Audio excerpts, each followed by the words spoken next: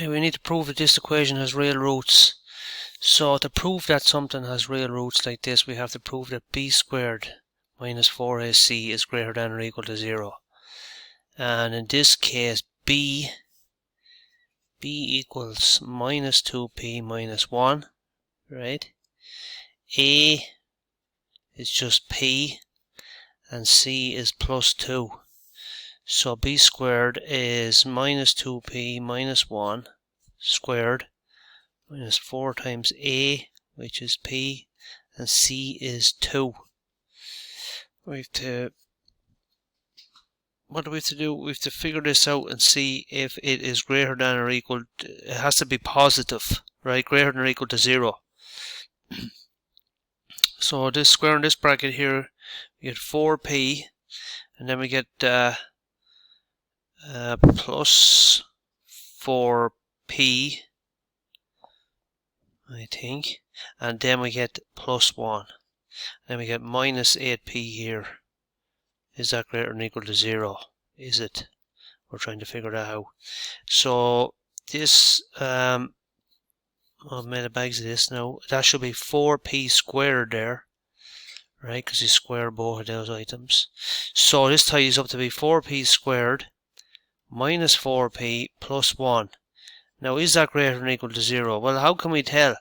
Well, what you have to be able to spot here is that this is actually the difference of two squares. So it's 2p minus 1. If we square that, you see, you're going to get 4p squared minus 4p plus 1.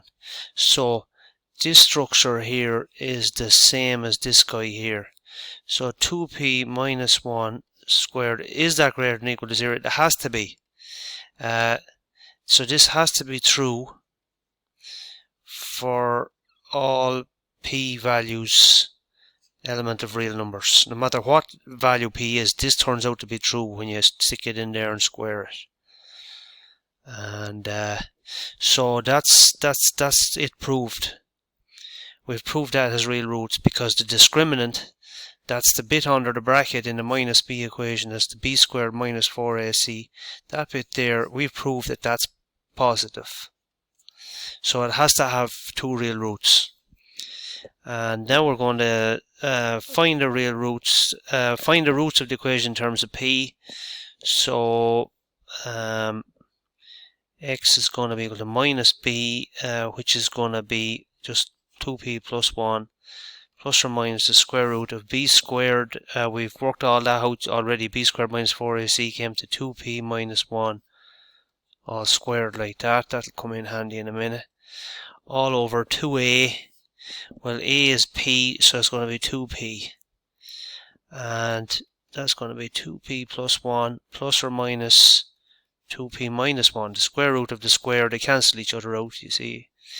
And we're left with this over 2p. So we're going to go two directions here now.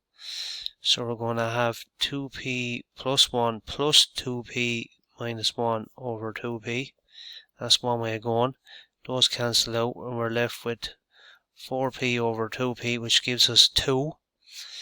Or we'll have 2p plus 1 minus 2p minus the minus by the minus gives us the plus 1 there over 2p. These guys cancel and we're left with 2 divided by 2p, which is just 1 over p. So the roots are 2 and 1 over p.